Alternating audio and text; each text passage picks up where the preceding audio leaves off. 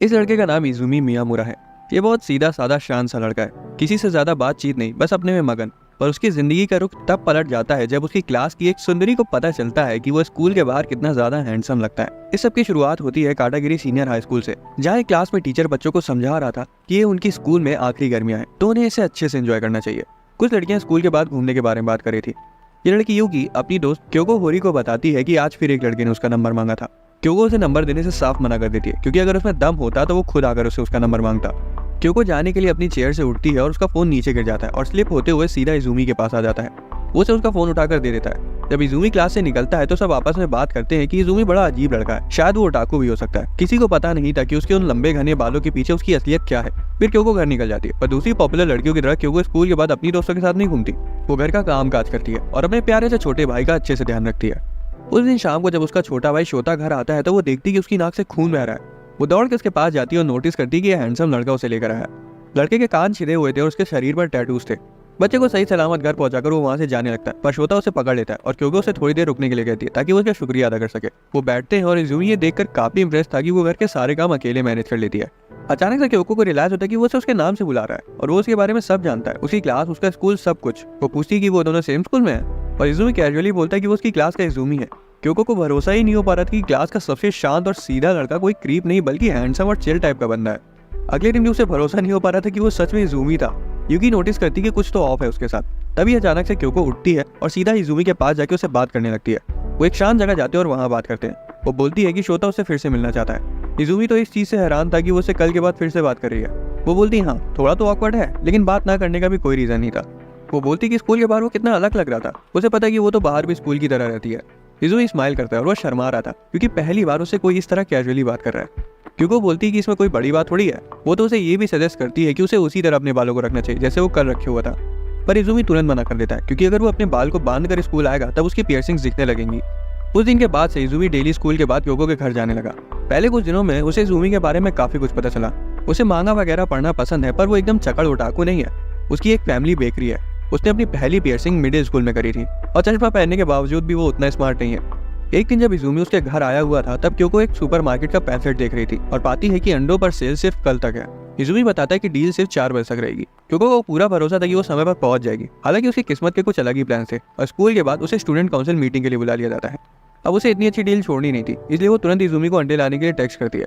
वो मान जाता है और जब वो देखता है कि उसके पास सिर्फ 20 मिनट बचे हैं तब वो दौड़ के जाता है। रास्ते में कपड़े बदलता है और स्कूल के पीछे वाली बाउंड्री से कूद जाता है और उसके जस्ट सामने यूकी थी। यूकी उस हैंडसम को रोक पाती, उससे पहले वो 9-11 हो जाता है। इजुमी जैसे तैसे अंडे खरीद लेता है, पर जो आंटियों से उसे लड़ना पड़ा उसे उसके बाद वो सब कभी नहीं करना था। हालांकि क्योको सच में काफी खुश थी और वो उसके एफर्ट्स के लिए उसे अप्रिशिएट करती है। इजुमी कैजुअली बोलता है कि बाउंड्री से कूदते वक्त उसे यूकी मिली थी और वो चाह रहा था कि वो बस उसे पहचान न ले। पता नहीं क्यों ये बात सीधा जाके क्योको के दिल पर लगती है। वो नहीं चाहती थी कि कोई और इजुमी की उस साइड को देखे। वो थोड़ा तेज बोल देती है बात और उठकर किचन में चली जाती है। इजुमी समझ गया था और वो कहता है कि वो भी नहीं चाहता कि क्योको की इस साइड को कोई और देखे। वो साइड जो कि घर का काम करती है, अच्छा खाना बनाती है और छोटी छोटी बातों पर गुस्सा हो जाती है। क्योको से इतनी साफ साफ कही बात हैंडल नहीं हो पाती कि जो उसके मन में था इजुमी ने सीधा बोल दिया, जिस वजह से वो बहुत ज्यादा शर्मा जाती है। अगले दिन जिम क्लास थी जिसमें सभी को स्विम करना था और इजुमी बोराया हुआ था कि अब बच्चे सब देख लेंगे, उसकी पियर्सिंग्स और यहाँ तक कि उसके टैटूज भी। वो शर्ट उठाकर क्योको को भी अपने टैटूज दिखाता है। क्योको बिल्कुल स्पीचलेस हो गई थी। उसे समझ नहीं आ रहा था कि या तो वो बिल्कुल बेवकूफ है या फिर बहुत हिम्मत वाला है। फिर अगले दिन क्लास में यूकी और तोरू नोटिस करते हैं कि इजुमी और क्योको एक दूसरे के काफी क्लोज आ गए। तोरू इजुमी के पास जाता है और कैजुअली पूछते कि क्या वो क्योको को डेट कर रहा है। इजुमी तुरंत मना कर देता है। तोरू कहता है कि वो दोनों कितने अलग हैं और इजुमी इस बात से एग्री करता है। हालांकि उसकी इस बात से इजुमी गैस कर ले जाता है कि शायद तोरू को क्योको पसंद है और उसका गैस बिल्कुल सही था। तोरू हड़बड़ाने लगता है कि वो किसी और को इसके बारे में ना बताए। तभी एक लड़का शू ने जिम क्लास के लिए बुला लेता है। चेंजिंग रूम में तोरू पूछता है कि वो हर वक्त जैकेट क्यों पहने रहता है। इजुमी नहीं चाहता था कि वो और ज्यादा जोर डाले उसको बताने को, इसलिए वो खुद ही अपनी जैकेट उतार के दिखा देता है कि वो क्या छिपा रहा है सबसे। तोरू तो पगला जाता है कि इजुमी जैसे लड़के के इस तरह के टैटूज कैसे हो सकते हैं। तोरू उसे और अच्छे से देखने के लिए उसके बाल पीछे करता है और पाता है कि उसके तो कान भी छिरे हुए हैं। ये सब देखकर वो सोचता है कि इस तरह का लड़का क्यों को पसंद है। फिर उन दोनों की काफी लंबी बातचीत होती है और तोरू प्रॉमिस करता है कि वो उसके टैटूज और पियर्सिंग वाली बात अपने तक ही रखेगा। हालांकि उसे ये नहीं समझ आ रहा था कि वो और क्योको इतने क्लोज कैसे आ गए। इजुमी बताता है कि उतना समय नहीं हुआ उन्हें क्लोज आए हुए और उसे लगता है कि क्योको का उसके साथ रहना बस उसकी बेसिक काइंडनेस है। ये सुनने के बाद तोरू से परमिशन मांगता है कि अगर ऐसा है तो क्या वो क्योको को प्रपोज कर ले।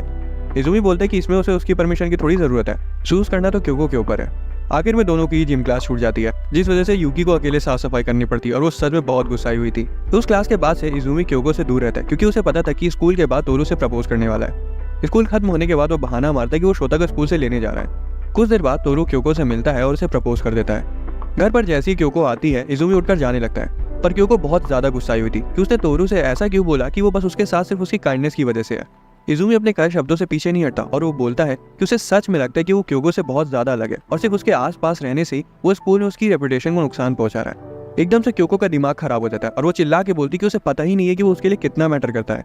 उसने कितनी बार सुबह जल्दी उठने में उसकी मदद करी है, वो खाना भी बर्बाद नहीं होने देता उसके घर का, और सबसे बड़ी बात, उसे उसके साथ रहना सच में पसंद है। रही बात तोरू की, तो उसने उसके प्रपोजल को रिजेक्ट कर दिया है। कुछ दिनों बाद क्योको इजुमी के साथ सब्जियां खरीदने जाती है और वो कुछ ज्यादा ही पास आ गए थे एक दूसरे के। रास्ते में क्योको एक एनीमे के पोस्टर को देखती है और उसका थीम सॉन्ग गुनगुनाने लगती है। इजुमी नोटिस कर लेता है और कहता है कि मुझे नहीं पता था कि तुम इतना अच्छा गा लेती हो। क्योको शर्मा जाती है, उसके चेहरे को दूर करते हुए बोलती है ऐसा कुछ नहीं है। इजुमी पीछे भी नहीं हटता, क्योंकि वो इतनी बार जो उससे तमाचा खा चुका था। वो बताती कि असल में श्रोता हमेशा उस गाने को सुनता रहता है, इसलिए वो उसे आता है। पर जब इजुमी पूछता है कि उसे पर्सनली कौन से गाने पसंद है, तब वो चुप हो जाती है, क्योंकि सच्चाई ये है कि श्रोता के बजाय गाने के सिवा उसने और कोई गाने ही नहीं सुने हैं। फिर जब क्योको घर वापस आती है तो अपनी माँ को वहाँ देखकर हैरान हो जाती है कि उनके पास इतना समय कहाँ से आ गया जो वो अपने बच्चों से मिलने आ गई। थोड़ी देर बाद श्रोता उन्हें सब कुछ बताता है कि कैसे जिस लड़के ने उसे बचाया वो क्योको का स्कूल का दोस्त निकला। जब उनकी माँ क्योको से उस लड़के के बारे में पूछती है तो उसे इस तरह से डिस्क्राइब करती है जैसे वो किसी एक्शन मूवी का विलन हो। उसकी माँ हंस पड़ती है और इनकी क्यूरियोसिटी और बढ़ जाती है। वो उसका नाम पूछती है और यहाँ क्योको को कुछ रियलाइज होता है कि असल में उसे उसका पूरा नाम मालूम ही नहीं है। वो हमेशा से उसे उसके लास्ट नेम मियामुरा कहकर बुलाती आई है। वो छोटी सी बात उसे इतना परेशान कर रही थी कि अगले पूरे दिन वो चिड़चिड़ी रहती है, पर अगर वो उसे क्लियरली पूछ लेगी तो उसके प्राइड को ठेस पहुंच जाएगी, इसलिए वो ऐसा नहीं करती। जिम क्लास के वक्त उसे एक आइडिया आता है और जब सब चेंज कर रहे होते हैं तब वो लड़कों के लॉकर रूम में झांकने लगती है, ये सोच कर कि शायद इजुमी को कोई उसके फुल नेम से बुलाएगा। शू तुरंत उसे पकड़ लेता है। यूकी तो उसे ठरकी तक बोल देती है और क्योंकि मना भी नहीं करती। बाद में वो टॉपर्स की लिस्ट चेक करती है, पर उसे याद आता है इजुमी तो पढ़ाई में भी कमजोर है, इसलिए उस लिस्ट में तो उसका नाम कतई नहीं मिलेगा उसे। उसी वक्त तोरू आकर उसे ग्रीट करता है, क्योंकि उसे इजुमी के फुल नेम के बारे में पूछने वाली होती है, पर तभी उसे अपनी रिजेक्शन की याद आ जाती है और बेचारा रोते हुए वहां से भाग जाता है। रात में डिनर करते वक्त भी वो इजुमी के फुल नेम के बारे में सोच कर पागल हो रही थी। उसकी मम्मी बोलती है उसे बुला लो ना घर पर, वैसे भी कल सैटरडे है, उन्हें भी उसे अच्छे से मिलने का मन है। अगले दिन इजुमी आता है और वो थोड़ा सा हैरान था क्योको की मम्मी को देखकर, क्योंकि वो उतावली ही लग रही थी उससे बात करने के लिए। उन्होंने तो क्योको को जानबूझकर सब्जियां लाने के लिए भेज दिया था ताकि वो इजुमी से अकेले में बात कर सके और उसे श्रोता और क्योको की मदद करने के लिए शुक्रिया कह सके। जब क्योको आती है तब तक उसकी मम्मी अपने काम पर जा चुकी थी और श्रोता केक खा रहा था जो इजुमी अपनी दुकान से लाया था। इजुमी ऐसे ही कैजुअली बोलता है कि उसकी मम्मी ने उसे उसके पहले नाम से बुलाया था। अब क्योको पगला जाती है और पूछती है कि उन्होंने क्या कहकर बुलाया था तुम्हें। इजुमी बोलता है कि वो कल से कुछ अजीब बिहेव करी है, जैसे ही वो लड़कों के लॉकर रूम में ताकाझाकी कर रही थी।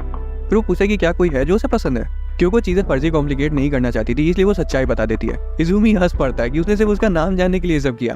वो उसे पेन लेता है, एक टिश्यू पर अपना नाम लिखता है और उसे पकड़ा देता है। अब अचानक से उसे उसके पहले नाम से बुलाना थोड़ा सा ऑकवर्ड हो जाएगा, इसलिए क्योंकि उसे उसके लास्ट नेम से बुलाने का फैसला करती है। फिर वो उल्टा उसे गिल्ड में डालने की कोशिश करती है कि क्या उसे उसका फर्स्ट नेम मालूम है, पर हैरानी से उसे पता था, जिस वजह से क्योको खुद ही गिल्ड में चली जाती है और आखिर में दोनों हंस के उस बात को टाल देते हैं। कुछ दिनों बाद क्योको को स्टूडेंट काउंसिल से कुछ काम मिलता है जो कि काकेरू और साकुरा ने दिया था उसे। वो उसे बातें समझाते हैं कि नए मेंबर्स काम को उतना अच्छे से हैंडल नहीं कर पाएंगे, इसलिए वो क्योको से कह रहे हैं। वो ना नहीं बोल पाती, इसलिए मान जाती है और कई दिनों तक स्कूल के बाद रुक कर वो उनका काम करती रहती है, जिस वजह से यूकी को उसकी चिंता होने लगती है। तोरू और इजुमी को उस पर तरस आ रहा था, पर वो उसकी हेल्प भी नहीं कर सकते थे क्योंकि वो दोनों किसी काम के नहीं थे।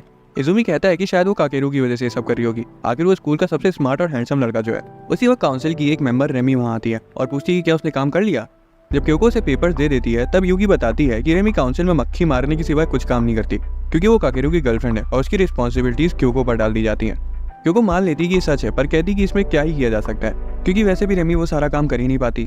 जब इजुमी नोटिस करते कि क्योको कितनी थकी हुई लग रही है तो वो स्कूल के बाद उसके लिए केक लाने के बारे में सोचता है, पर हॉलवे में अचानक से रेमी पीछे से आकर उसे टकरा जाती और सारे पेपर्स गिर जाते हैं।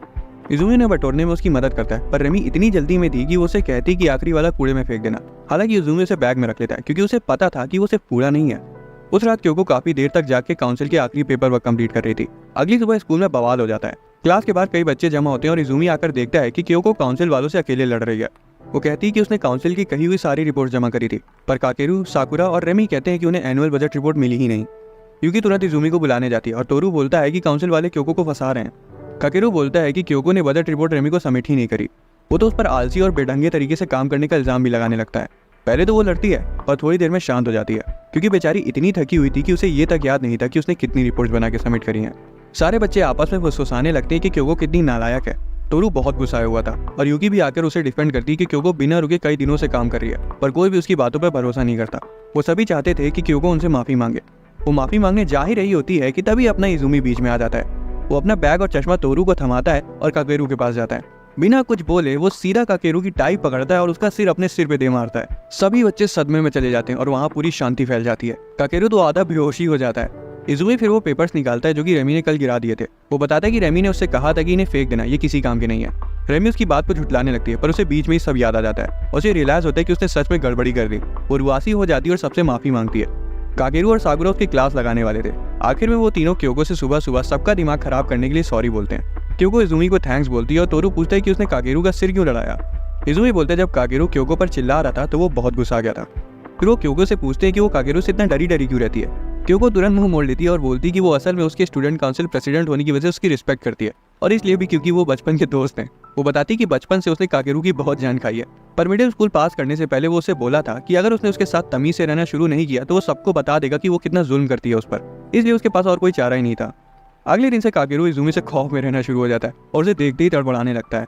बाद में जिम क्लास में तोरू और इजुमी टेबल टेनिस खेलते हैं और क्योको के बर्थडे के बारे में बात करते हैं जो कि उनकी छुट्टियों के बीच पड़ेगा। उस रात इजुमी बहुत गहरी सोच में था कि उसे क्योको के बर्थडे के लिए क्या लेना चाहिए। दूसरी तरफ शोता क्योको से पूछता है कि क्या इजुमी हमेशा उन्हें ऐसे ही मिलने आता रहेगा, जिसका जवाब क्योको को सच में नहीं पता था। उसे नहीं मालूम था कि वो कब वहाँ आना बंद कर देगा। शोता बोलता है कि अगर इजुमी ने आना बंद कर दिया तो वो बहुत दुखी होगा। क्योको बोलती है कि वो भी। फिर जब उसका बर्थडे आता है तो इजुमी उसे मिलने आता है और वो उसे गिफ्ट में एक सीडी देता है जिसमें उसके सारे फेवरेट गाने पड़े हुए थे। क्योको खुश थी और उसे ऐसा लग रहा था जैसे कि उसे हमेशा से वही चाहिए था। उसके बर्थडे के साथ ही स्प्रिंग ब्रेक भी खत्म हो जाता है, जिसका मतलब उनके स्कूल का आखिरी साल भी बस शुरू ही होने वाला है। शुरुआत से इजुमी को ये स्कूल, ये दोस्ती और टीचर्स कभी पसंद नहीं आए। अब जिस तरह का उसका नेचर था उस वजह से उसके पास कोई आना ही नहीं चाहता था। यहाँ तक कि टीचर्स भी उसे जानबूझकर अकेला छोड़ देती थी, क्योंकि जब भी क्लास में ग्रुप्स बनते थे तो उसे साइडलाइन कर दिया जाता था। उस दर्द की वजह से ही मिडिल स्कूल में पहली बार अपना कान छेदा था। हाई स्कूल में भी लोगों का उसके पीठ पीछे बात करना खत्म नहीं हुआ और उससे भी बड़ी बात यह थी कि उसे सब कुछ साफ साफ सुनाई देता था। पर फिर एक दिन क्योको उससे मिलने आई। वो पहली लड़की थी जिसने उसे नॉर्मली ट्रीट किया। अब थर्ड ईयर शुरू हो जाता है और क्योको, यूकी, तोरू, इजुमी सब सेम क्लास में थे। सब फिर से एक साथ होने को लेकर काफी एक्साइटेड थे, पर दूसरी तरफ इजुमी सोच रहा था कि क्या वो उन जैसे कूल लोगों के ग्रुप में बिलोंग भी करता है। क्लास टीचर बोलती है कि उन्हें ग्रुप प्रोजेक्ट बनाना होगा। इजुमी खुद को तैयार कर लेता है क्योंकि वो हमेशा से ही ग्रुप प्रोजेक्ट में अकेला छूटता है। पर तभी बिना कुछ बोले और बिना हिचकिचाए तोरू, यूकी और क्योको उसकी सीट से अपनी सीट जोड़कर 4 लोगों का ग्रुप बना लेते हैं। ऐसा कुछ इजुमी के साथ कभी नहीं हुआ था। लंच के वक्त इजुमी सोच विचार करने के लिए रूफटॉप पर अकेला चला जाता है। तभी तोरू उसे वहां ढूंढते हुए आ जाता है। इजुमी अभी भी अपने ख्यालों में ही खोया हुआ था। वो तोरू से पूछता है कि वो उसके बारे में क्या सोचता है। तोरू सीधा सीधा बोल देता है कि उसे ये चीज़ बिल्कुल नहीं पसंद है कि वो क्योको के कितना क्लोज है। उसे उसका बड़बड़ाना नहीं पसंद और उसे उसका इतना अच्छा होना भी नहीं पसंद है, पर यही वजह है कि वो उसे अकेला नहीं छोड़ पाता। उसके बाल इतने लंबे हैं और चेहरा इतना सुंदर है कि वो क्लास की आधी लड़कियों से ज्यादा सुंदर लगता है। फिर वो गुस्सा के पूछता है कि इजुमी अभी भी उसे उसके लास्ट नेम से क्यों बुलाता है, जबकि अब तो उन्हें एक दूसरे से बात करते हुए इतना समय हो गया है। इजुमी उसका फर्स्ट नेम बोलने की कोशिश करता है पर नहीं बोल पाता। इजुमी बताता है कि उसने आज तक किसी को उसके फर्स्ट नेम से नहीं बुलाया है। तोरू उसे अजीब कहता है, जिससे इजुमी को अपना बेकार पास्ट याद आ जाता है। हालांकि तभी तोरू कहता है कि बात चाहे जो भी हो, पर यह साफ है कि वो उससे जरा भी नफरत नहीं करता। उसी मोमेंट पर इजुमी का मन कर रहा था कि काश वो अपने पास्ट में जाकर खुद को बता पाता कि आगे चल के सब ठीक हो जाएगा। अगले दिन क्योको को जल्दी स्कूल आना पड़ता है क्योंकि शोता भी अब स्कूल जाने लगा था, जिस वजह से उसे जल्दी भी उठना पड़ता है। अब वो अपने ख्यालों में खोई हुई थी कि तभी रेमी उसके सामने आकर बैठ जाती है और उससे ऐसे बात करने लगती है जैसे कि वो उसकी जन्म जन्मांतर की दोस्त हो। उसे इजुमी के साथ के उसके रिलेशन के बारे में पूछती है। क्योको थोड़ा सा सोचती है और बोलती है कि उनके बीच कुछ नहीं चल रहा है। फिर रेमी अजीब तरह से हंसती है और कहती कि फिर तो मैं इजुमी को ले लूंगी। क्योको समझ नहीं पाती, इसलिए रेमी क्लियर करती कि क्योको तो इजुमी को डेट कर नहीं रही है, इसलिए वो उसकी गर्लफ्रेंड बनना चाहती है। फिर क्योको रेमी और इजुमी को साथ में इमेजिन करने लगती है और वो ये होते हुए बिल्कुल नहीं देख सकती थी। वो चिल्ला के कहती है कि इजुमी उसका है और वो उसे रेमी को नहीं देगी। अब रेमी ठहरी चालाक औरत, तो वो बोलती है कि वो फिर भी इजुमी के पीछे पड़ेगी क्योंकि वो उसका बॉयफ्रेंड थोड़ी ना जो उस पर अपना हक जता रही है। क्योको गुस्से से खड़ी हो जाती है और बोलती है कि इजुमी सिर्फ उसका है और वो किसी को भी उसे नहीं ले जाने देगी। उस बात के बाद से क्योको पूरे दिन सोचे जा रही थी कि वो इजुमी को लेकर वैसा क्यों बोली। शाम को इजुमी क्योको के घर पर केक लेकर आता है, पर शोता घर पर नहीं होता। इधर कई दिनों से शोता घर के बाहर ज्यादा खेल रहा है, जिस वजह से इजुमी और क्योको काफी समय अकेले बिता रहे हैं। उस दिन उन्होंने हॉरर मूवीज देखने का प्लान बनाया। क्योको को पता चलता है कि इजुमी बहुत बड़ा डरपोक है, इतना कि वो तो फोन की रिंगटोन से भी चौंक जाता है। चीजें तो तब बढ़ जाती है जब बिजली चली जाती है, पर क्योको बोलती कि चिंता मत करो, जल्दी आ जाएगी, और वो आ भी जाती है। इजुमी शर्मिंदा महसूस करता है, पर क्योको उसे छेड़ती रहती कि अभी तो 5 हॉरर मूवीज और बाकी है। टॉपिक बदलने के लिए इजुमी क्योको के हाथों के बारे में बात करता है, जो कि यूकी ने उसे बताया था। क्योको के हाथ यूकी से छोटे हैं। उसने तोरू से भी अपना हाथ कंपेयर किया था और उसका हाथ उससे भी छोटा था। क्योको उसके हाथ से अपना हाथ नापती है और बोलती है कि अगर उसने उसका हाथ पकड़ने की कोशिश करी तो उसकी उंगलियां तोड़ डालेगी। फिर क्योको उसके हाथ पर अपना हाथ रखती है और इजुमी की जगह क्योको खुद ही उसका हाथ पकड़ लेती है। जब वो भी उसका हाथ पकड़ता है तो वो धीरे से बोलती कि वो उससे प्यार करती है, लेकिन तुरंत ही बात पलट देती कि उसे उसके हाथ पसंद है। अब इजुमी को तो समझ आ गया था कि वो क्या कहना चाह रही है, पर वो उसे पुश नहीं करता। वो भी उल्टा उससे बोल देता है कि वो उससे प्यार करता है, जिसका मतलब उसे भी उसके हाथ पसंद है। दोनों को पता था कि दोनों में से कोई भी हाथ के बारे में बात नहीं कर रहा है। स्कूल में रेमी साकुरा को बताती कि कैसे क्योको इजुमी पर अपना हक जता रही थी। वो तो बस उसे छेड़ रही थी कि वो इजुमी को डेट करेगी, पर साफ साफ समझ आ रहा था कि क्योको के अंदर इजुमी के लिए फीलिंग्स हैं। टोरू छुप कर ये सब सुन रहा था और बेचारा सच में बहुत उदास हो जाता है। अगले दिन जब इजुमी स्कूल आता है तो उसका गाल छिला हुआ था। क्योको घबरा जाती है और पूछती क्या हुआ। वो बोलता है कि उसके और टोरू के बीच लड़ाई हो गई थी और अपनी क्योको तो टोरू की बैंड बजाने के लिए पूरा तैयार थी। पर जब वो क्लास में आता है तो वो इजुमी से ज्यादा पिटा हुआ लग रहा था, क्योंकि इजुमी को अपने साथ ले जाती है और क्योको टोरू को। इजुमी बताता है कि टोरू ने शुरुआत करी थी और फिर उसने सेल्फ डिफेंस में आकर उसका गेम बजा दिया, पर धोखे में उसने कुछ ज्यादा ही कर दिया। इधर टोरू क्योको को बताता है कि यह बात है ही नहीं कि किसने लड़ाई शुरू करी या कौन जीता। असल में पिछली रात टोरू इजुमी के रूम में था और टोरू ने वो वाली बात छेड़ी जो उसने रेमी से सुनी थी कि क्योको को इजुमी पसंद है। इजुमी साफ साफ बोलता है कि ऐसा कुछ नहीं है, वो सिर्फ दोस्त है। उन्हें सच तब तक नहीं पता चलेगा जब तक क्योको खुद से कुछ नहीं कहती। ये सुनते ही टोरू बौरा आ जाता है और टेबल किनारे करके इजुमी को चाटा जड़ देता है। इजुमी अपने पुराने वाले रूप में वापस आ जाता है और 2 मिनट में टोरू को हारी मानने पर मजबूर कर देता है। कुछ देर बाद इजुमी उससे माफी मांगता है कि उसने कुछ ज्यादा ही कर दिया और आखिर में दोनों के बीच सुलह हो गई। फिर क्योको और यूकी इस बारे में बात करती हैं। अब टोरू ने तो क्योको को नहीं बताया था कि वो किस वजह से लड़ रहे थे, पर इजुमी ने यूकी को सब बता दिया था। कुछ दिनों बाद जब टोरू घर जा रहा था तो उस पर ऊपर से कुछ पेपर्स उड़ के आते हैं जो कि स्टूडेंट काउंसिल रूम से गिरे थे और साकुरा विंडो पर खड़ी थी। टोरू रूम में जाके उसे पेपर्स वापस कर देता है और पूछता है कि क्या वो अकेले सारा काम कर रही थी। साकुरा मुस्कुराती है और बोलती कि हर एक का काम अलग अलग होता है, फिर चाहे वो काकेरू हो या फिर रेमी। टोरू उसकी तारीफ करता है कि वो काफी टैलेंटेड है, जो कि मैनेजमेंट का सारा काम खुद हैंडल कर रही है और उससे भी बड़ी बात यह है कि उसे कोई नोटिस तक नहीं करता। साकुरा अपना मुंह मोड़ लेती है और वो शर्मा रही थी क्योंकि किसी ने पहली बार अचानक से उसकी ऐसी तारीफ कर दी। बाद में स्कूल के बाहर टोरू इजुमी से मिलता है क्योंकि क्योको ने उसे आइसक्रीम दी थी शेयर करके खाने के लिए, पर वो खुद पहले ही निकल गई। टोरू थोड़ा सा खुश होता है जब उसे पता चलता है कि क्योको ने वो दी है, लेकिन उसकी खुशी तब गायब हो जाती है जब वो देखता है कि वो आइसक्रीम मेलन फ्लेवर की है, क्योंकि उसे खरबूजा बिल्कुल पसंद नहीं है।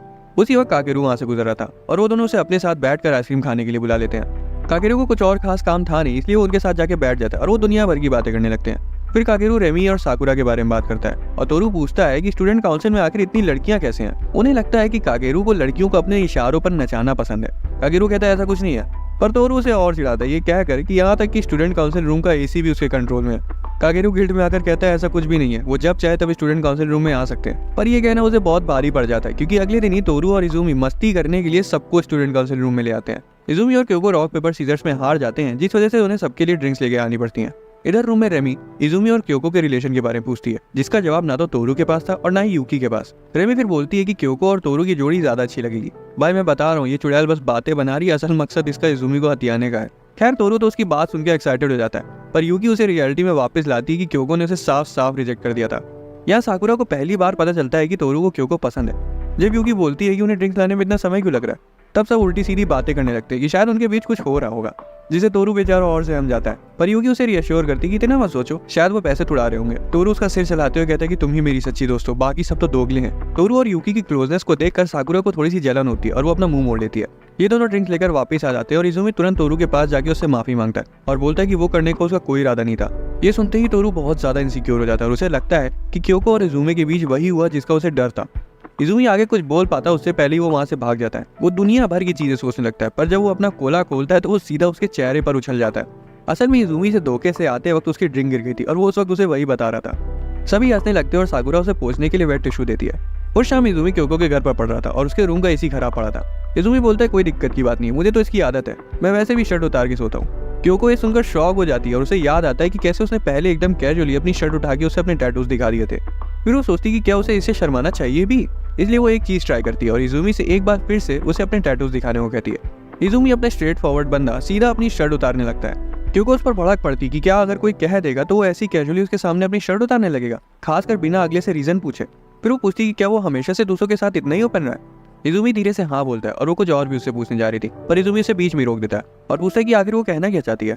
क्यों वो कहती कि उसने उसे कभी शर्माते हुए नहीं देखा, उल्टा हमेशा वही एम्बैरेस हो जाती है। इजुमी बोलता है ऐसा नहीं है, वो भी नर्वस होता है, जैसे कि जब वो हाल ही में अपने पुराने दोस्त शिंडो से मिला था। शिंडो ने कहा था कि उसे इजुमी पर गर्व है, पर इजुमी समझ नहीं पाया कि उसने ऐसा क्या कर दिया। वो कहता है कि उसने इजुमी को अपनी गर्लफ्रेंड के साथ डेट पर जाते हुए देखा था। इजुमी थोड़ा सा शर्मा जाता है और बोलता है कि वो किसी को डेट नहीं कर रहा है, पर शिंडो उसकी बात नहीं मानता और आखिर में इजुमी उसकी मिसअंडरस्टैंडिंग क्लियर नहीं कर पाया और शिंडो को अभी भी लग रहा है कि क्योको सच में उसकी गर्लफ्रेंड है। इजुमी क्योको से प्रॉमिस करता है कि वो शिंडो को समझा देगा बाद में कि ऐसा कुछ नहीं है, पर उसकी गर्लफ्रेंड समझे जाने में क्योको को कोई दिक्कत नहीं थी।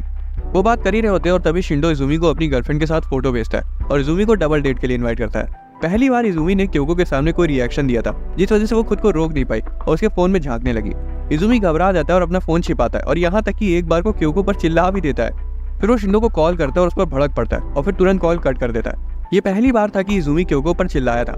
क्योको गुस्सा होने की जगह हैरान थी। वो सच में जानना चाहती थी कि इजुमी पहले कैसा था। कुछ दिनों बाद जब वो सब्जियां लेकर घर वापस आ रही थी, तब रास्ते में शिंडो उसे मिलता है। अब उसे तो पता नहीं था कि वो कौन है, पर शिंडो उसे जानता था। उसी वक्त इजुमी और तोरू भी बाहर घूम रहे थे। तोरू क्योको को किसी अनजान लड़के से बात करते हुए नोटिस कर लेता है। इजुमी तुरंत उसे पहचान लेता है और सीधा जाकर उसे तमाचा जड़ देता है।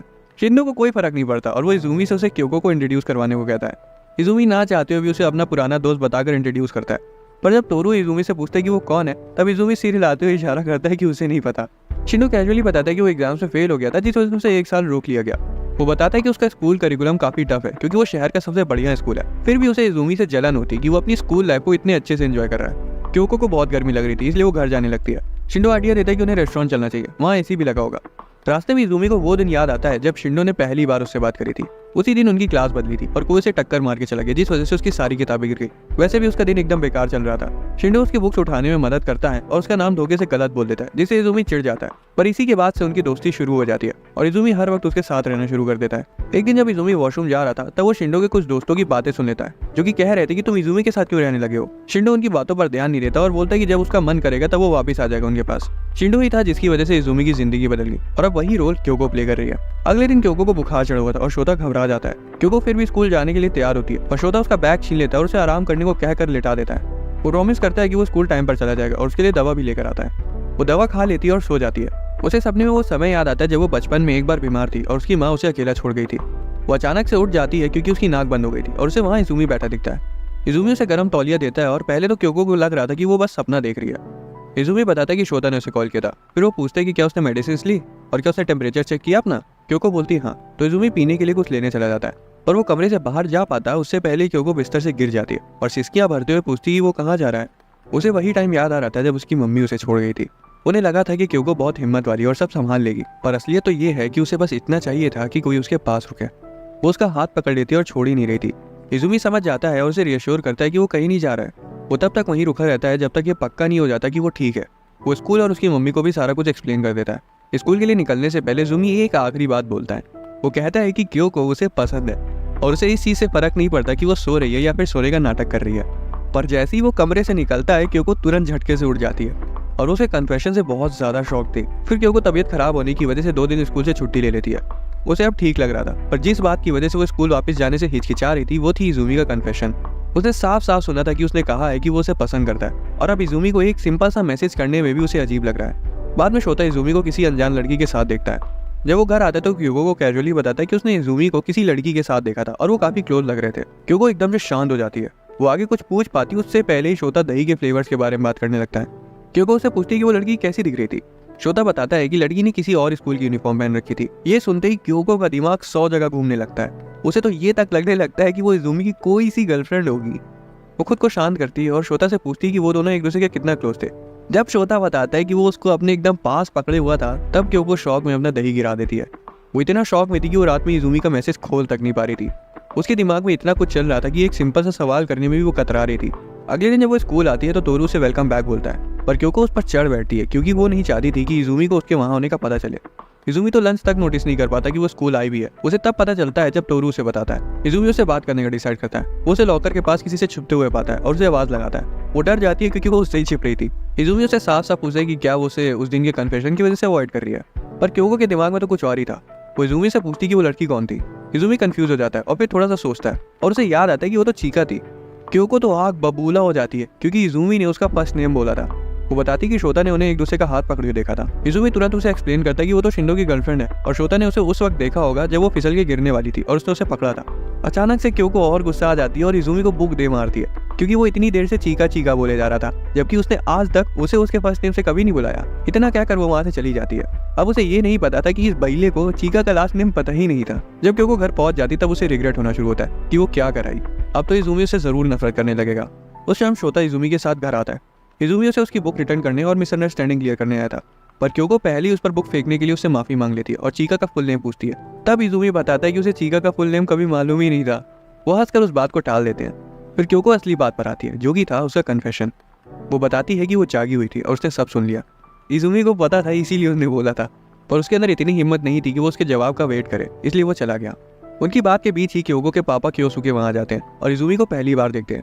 क्योको उनसे सिगरेट बुझाने को कहती है, पर क्योसुके को कुछ फर्क नहीं पड़ता। वो तो इजुमी से पूछते कि क्या वो भी सिगरेट पीता है और कहते कि पियर्सिंग्स की वजह से वो गुंडा लग रहा है। तभी पीछे से क्योको उन्हें लात जड़ देती है। क्योसुके ही निनाने लगता है और पूछते हैं कि क्या इस घर में पापा लोगों को ऐसे ट्रीट किया जाता है। वो बातें बुनना शुरू करता है कि मैं इतने दिनों बाद घर आया, मुझे लात मार दी, घर में एक अजनबी बैठा है, मेरी बीवी भी गायब है, मुझे किसी ने खाने तक को नहीं पूछा। क्योको को उन पर तरस आ जाता है और वो उनके लिए कुछ खाने को बनाने चली जाती है। क्योको के जाते ही क्योसुके इजुमी को छेड़ना शुरू करता है। वो उसके एकदम पास आ जाता है और अजीबोगरीब जोक सुनाने लगता है। क्योको फिर से उसके सिर पर कटोरी मार देती है ताकि वो चुप हो जाए। क्योसुके इजुमी से क्योको के जल्दी गुस्सा हो जाने की वजह से माफी मांगता है। वो फिर भी चुप नहीं होते और आखिर में पूछ ही लेते हैं कि क्या वो क्योको का बॉयफ्रेंड है। एकदम से सब शांत हो जाते हैं और तभी हैरानी से क्योको बोल देती कि हाँ वो मेरा बॉयफ्रेंड है। अपना इजुमी तो शर्मा गया था। क्योसुके बोलता है कि उसे लंबे बालों वाले लड़के पसंद नहीं है, जबकि उसके खुद के लंबे बाल थे। फिर भी इजुमी खड़ा होता है और बोलता है कि अगर ऐसा है तो वो अपने बाल काट लेगा। हालांकि क्योसुके कहता है कि इसकी कोई जरूरत नहीं है, उन्हें बांध सकता है। वो इजुमी के बालों से खेलने लगते हैं और पूछते हैं कि उसे क्योको जैसी लड़की कैसे पसंद आ गई। इजुमी बोलता है कि क्योको की वजह से ही वो उस प्यार वाली फीलिंग को महसूस कर पाता है। उसी वक्त क्योको की मम्मी यूरिको वहाँ आ जाती है। वो अपने हस्बैंड को वहाँ देखकर इतनी हैरान थी कि उनके हाथों से सारी सब्जियां गिर गई। कुछ देर के लिए सब शांत हो जाते हैं। वो गुस्सा नहीं थी, उन्होंने बस उन्हें डिनर के लिए गिना नहीं था। क्योसुके तो तब पागल हो जाता है जब उसे पता चलता है कि इजुमी की प्लेट्स उनके पास है पर उसकी नहीं है। खाना खाने के बाद क्योको इजुमी को सड़क तक छोड़ने जाती है। धीरे से वो उसका हाथ पकड़ लेती है। इजुमी बताता है कि अभी काफी चीजें हैं जो उसे उसके बारे में नहीं पता है, पर वो वादा करता है कि वो उसे अच्छे से जानने की पूरी कोशिश करेगा। और उसी वक्त से उनकी दोस्ती खत्म होकर प्यार में बदल जाती है। घर जाके वो तोरू को फोन मिलाता है और उसे सब कुछ बता देता है और तोरू कहता है उसे कोई प्रॉब्लम नहीं है। पर जैसे ही कॉल कटती है तोरू रो पड़ता है क्योंकि उसे समझ आ गया था कि उसने क्योको को हमेशा के लिए खो दिया है। तोरू मेरे भाई, हम सब तुम्हारा दर्द समझ सकते हैं। खैर अगले दिन स्टूडेंट काउंसिल रूम में साकुरा तोरू को देखती है और नोटिस करती है कि वो काफी उदास लग रहा है। रेमी पीछे से आकर उसे डरा देती है और पूछती है वो किसे देख रही है। साकुरा फुल डिफेंसिव हो जाती है, पर रेमी समझ जाती है और कहती है कि तुम बहुत अजीब हो। साकुरा का दिमाग खराब हो जाता है और वो कह देती है कि उसके जैसी सुंदर लड़की कभी नहीं समझ पाएगी। वहां से जाते हुए वो बोलती है कि काश वो उसकी जगह होती। उसे याद आता है कि कैसे सब उन दोनों को कंपेयर करते थे कि रेमी तो सुंदर है तो वहीं साकुरा एवरेज दिखती है। हालांकि अंदर ही अंदर वो जानती थी कि रेमी ने हमेशा उसका साथ दिया, इसलिए वो तुरंत दौड़ के उसके पास जाती है, उससे माफी मांगती है और तोरू को लेकर अपनी फीलिंग्स के बारे में उसे बता देती है। इस दौरान इजुमी क्योको के साथ स्कूल के बाहर आता है और तोरू को देखते ही ऑकवर्ड हो जाता है। तोरू उसे सिर पर हल्का सा मारता है और बोलता है उतना मत सोचो। बाद में इजुमी क्योको के साथ पढ़ता है और वो कहता है कि वो उसे उसके फर्स्ट नेम से बुलाया करे। वो कोशिश करती है, लेकिन लाजमी है कि किसी को भी अचानक से अलग नाम से बुलाने में हिचकिचाहट तो होगी। अब जब क्योसुके घर आ गया था तो श्रोता उससे पूछता है कि वो कब तक रुकने का प्लान बना रहे हैं। यूरिको भी पूछती है कि आखिर वो कब तक अपना प्रोजेक्ट छोड़कर घर पर ही रहेगा। जब क्योको इजुमी के साथ घर आती है तो क्योसुके उसे चश्मे की वजह से पहचान नहीं पाता। बाद में डिनर करते वक्त क्योसुके इजुमी से रात वहीं बिताने को कहता है और वो मान जाता है। क्योसुके और इजुमी साथ सोते हैं और क्योसुके पूछता है कि उसे सच में उसकी बेटी में पसंद क्या है आखिर। इजुमी सिंपली बोलता है कि वो किसी को भी उसके लुक्स के बेसिस पर जज नहीं करती और सिर्फ उसके इस जवाब से क्योसुके पूरी तरह से सेटिस्फाई हो जाता है। अगले दिन वो स्कूल से निकलते हैं और ऐसा लग रहा था कि वो एक ही परिवार का हिस्सा है। उनकी क्लास के 2 लड़के उन्हें एक ही घर से निकलकर साथ स्कूल जाते हुए देख लेते हैं और इस बात को पूरी क्लास में फैलने में समय नहीं लगता और लंच तक सबको पता चल जाता है। तोरू और यूकी तो बहुत गुस्से में थे कि सभी उनके दोस्तों का मजाक उड़ा रहे और उनके बारे में उल्टी सीधी बातें बना रहे। यूकी तो रो देती है इजुमी को लेकर। इस दौरान 2 लड़के क्योको की रिलेशनशिप को लेकर उसे चिढ़ाते हैं और इजुमी ये सुन लेता है। उसे पता था कि उसके दोस्त यही कहेंगे कि लोग तो बोलेंगे, उनका काम है बोलना, पर वो नहीं चाहता था कि क्योको को लोगों की बातें सुननी पड़े। इसलिए अगले दिन ही वो क्लास में एकदम अलग ही लुक में आता है। उसने अपना चश्मा नहीं पहना था और बाल भी मस्त स्टाइल में कटवा लिए थे। क्लास की लड़कियां तो अचानक से उसके पीछे पड़ गई थी। उसे एकदम से इतना भाव मिलने की वजह से क्योको तो गुस्से से ठंडी पड़ जाती है। वो इस बात से बिल्कुल खुश नहीं थी कि उसके बॉयफ्रेंड को इतनी अटेंशन मिल रही है। घर पर क्योसुके भी उसे पहचान नहीं पाता। बाद में इजुमी को शिंडो का कॉल आता है कि वो उसके घर के बाहर खड़ा है। जब वो और क्योको दरवाजा खोलते तो वो इजुमी के छोटे वालों को देखकर रोने लगता है कि मेरा पुराना दोस्त मुझे ला कर दो। इजुमी उसकी नौटंकी को रोकने के लिए उसे चीज फ्लेवर की टॉफी खिला देता है, जबकि उसे पता था कि उसे चीज फ्लेवर बिल्कुल पसंद नहीं है। उसी वक्त वो देखता है कि क्योको ने भी एक टॉफी खाई है जो कि उसे बिल्कुल बेकार लगती है। अचानक से इजुमी उसके पास जाके उसे किस कर देता है और साथ ही उसकी टॉफी भी अपने मुंह में ले लेता है। जब शिंडो अपना रोना बंद करता है तब तक उनकी किस हो चुकी थी और इजुमी तो ऐसे कमरे से निकलता है जैसे कुछ हुआ ही ना हो। इधर क्योको शर्म के मारे कुछ बोल ही नहीं पाई। अगले दिन इजुमी नोटिस करता है कि एक लड़की काफी देर से उसका पीछा कर रही है। जब वो हिम्मत जुटाकर उससे पूछ लेता है कि क्या चाहिए उसे, तो वो पूछती कि वो क्योको से ब्रेकअप कब करेगा। इजुमी तुरंत पलटकर कहता है कि वो क्योको से कभी ब्रेकअप नहीं करने वाला। बाद में वो क्योको को उस लड़की के बारे में बताता है और जब वो घर जा रहे थे तब भी वही लड़की उनके पीछे पड़ जाती है। वो अचानक से अपना नाम बोल देती है जो कि था हनोका। जब क्योको से पूछती कि आखिर दिक्कत क्या है, तब हनोका पूछती है कि वो इजुमी जैसे अजीब लड़के को क्यों डेट कर रही है क्योंकि उसे भी क्योको पसंद है। फिर वो उसे हक कर लेती है और बोलती कि वो उसे बहुत प्यार करती है। हनोका और इजुमी दोनों क्योको को खींचने लगते हैं और उसके लिए लड़ने लगते हैं। तोरू उन्हें देखकर यूकी को बुलाता है और बोलता है तुम लेट आई, तमाशा तो खत्म हो चुका। एक दिन इजुमी क्योको के बिना घर जा रहा था। हनोका पूछती क्योको कहाँ है, तो वो बताता है कि वो पहले ही घर चली गई। तो हनोका उसके पीछे पीछे चलने लगती है। रास्ते में वो चिल्ला देती है कि वो उसके आगे आगे क्यों चल रहा है। इजुमी भी चिल्लाता है कि उसका घर इसी तरफ है। फिर वो एक ही बिल्डिंग में घुसते हैं और सेम एलिवेटर में से सेम फ्लोर पर उतरते हैं और तब हमें पता चलता है कि हनोका उसकी पड़ोसी है। इजुमी उसे पीछा छुड़ाने के लिए जल्दी अंदर जाने का सोचता है, पर तभी हनोका को रियलाइज होता है कि वो अपनी चाबी कहीं भूल गई। इजुमी को उसके लिए थोड़ा बुरा लग रहा था, इसलिए वो उसे उसके घर रुकने को कहता है जब तक उसकी मम्मी नहीं आ जाती। वो लिविंग रूम में बैठते हैं और इजुमी उसको केक ला के देता है। हनोका पूछती कि वो हमेशा से इतना अच्छा है कि जो अनजानों को घर में बैठा कर केक खिलाता है। वो बताता है ऐसा नहीं है, क्योंकि भी ज़्यादा नहीं आती उसके घर। ये सुनते ही हनोका उनके रिश्ते में जहर घोलने की कोशिश करती है कि तुम लोगों का रिलेशनशिप ज़्यादा नहीं टिकने वाला। इजुमी बोलता है ज़्यादा मत बोलो, मैं ही अक्सर उसके घर चला जाता हूँ। फिर उनकी बात नॉर्मली होने लगती है और हनोका पूछती है कि उसका कोई छोटा भाई बहन तो हो गई, नहीं तो वो अपने से छोटे लोगों को इतना तमीज़ से क्यों ट्रीट करता। हालांकि इजुमी बताता है कि वो घर का इकलौता चिराग है। ये सुनकर हनोका अपने भाई के बारे में बात करने जा रही होती है, पर बीच में ही चुप हो जाती है और कहती है कि वो तो बस उसे चिढ़ा रही थी। तब तक उसकी मम्मी आ जाती है और वो चली जाती है। इजुमी उसके मूड शिफ्ट को भांप लेता है और कहता है कि वो जब चाहे तब वहाँ आकर केक खा सकती है। शाम को जब इजुमी की मम्मी वापस आती हैं तो बताती हैं कि हनोका का एक भाई था, पर बदकिस्मती से वो साल भर पहले इस दुनिया को छोड़कर चला गया। अगले दिन जब वो मिलते हैं तो हमेशा की तरह क्योको को लेकर तू मैं करने लगते हैं, पर जब हनोका गुस्से से वहाँ से जाने लगती है तभी 3 सीनियर लड़के उसके सामने आकर उसे छेड़ने लगते हैं। हनोका चुपचाप इजुमी के पास वापस चली आती है। वो उसे देखते ही समझ जाता है कि क्या बात है। फिर इजुमी पीछे मुड़ता है और उसकी एक तीखी नज़र से ही लड़के शांति से अपने रास्ते चले जाते हैं। उसके बाद से ही उन दोनों के बीच एक अनकही छोटी बहन और बड़े भाई वाली बॉन्डिंग बन गई। फिर जब क्योको वापस आती है तो उन दोनों को उसे लेकर लड़ते हुए देखती है। बाद में क्योको, क्योसुके और इजुमी बैठकर एक मूवी देख रहे थे जिसमें एक चुड़ैल बेटी अपने मासूम बाप को चेयर फेंक कर मार रही थी। क्योसुके तो इतना डर जाता है कि सिगरेट खरीदने के बहाने वहाँ से चला जाता है। उसी वक्त क्योको थोड़ा रोमांटिक मूड में आ जाती है और हल्का सा चिढ़ के बोलती है कि इजुमी ने आज तक उस पर कोई मूवी नहीं किया। इजुमी को रियलाइज होता है कि अब उसे आगे बढ़ना होगा, इसलिए वो उसे किस करने के लिए उसकी तरफ जाता है, पर तभी क्योसुके वापस आ जाता है। क्योको इतनी गुस्सा हो जाती है कि अब उसका पूरा मन था कि वो उस मूवी के सीन को असल जिंदगी में एक बार ट्राई करके देखे। कुछ दिनों बाद सभी स्कूल के बाद बुक स्टोर में आते हैं। तोरू का दिल अभी भी क्योको और इजुमी को साथ देखकर भारी हो जाता है, क्योंकि ये नोटिस कर लेती है और तोरू से उसके साथ रहने को कहती है। एक दिन यूकी तोरू से क्लास का कचरा बाहर फेंकने में मदद करने को कहती है। वो दोनों को सेम टाइप की मूवीज पसंद थी, इसलिए यूकी उसे साथ में सीडी खरीदने चलने को पूछती है और प्रॉमिस करती है कि वो बाद में साथ में देखेंगे। तोरू नोटिस कर लेता है कि वो थोड़ा अलग बिहेव कर रही है, पर ख्यालों में होने की वजह से वो सामने से आती हुई साकुरा को नोटिस नहीं कर पाता और उसे भिड़ जाता है और कचरे में पड़ी किसी की कॉफी साकुरा के ऊपर गिर जाती है। यूकी तुरंत उसके पैर पर गिरी कॉफी साफ कर देती है और तोरू माफी मांग के क्लास की तरफ भाग जाता है। और जब वो दोनों अकेले थे तो साकुरा पूछती है कि क्या वो और तोरू डेट कर रहे हैं। यूकी हल्का सा हंसती है और कहती है ऐसा कुछ नहीं है। तोरू अपना अपर लेकर वापस आता और उसे देता है। साकुरा तो बहुत खुश थी क्योंकि वो तोरू का अपर था। स्टूडेंट काउंसिल रूम में साकुरा अभी भी उसी के बारे में सोच रही थी और काकेरू से पूछती है कि उसे रेमी क्यों पसंद है।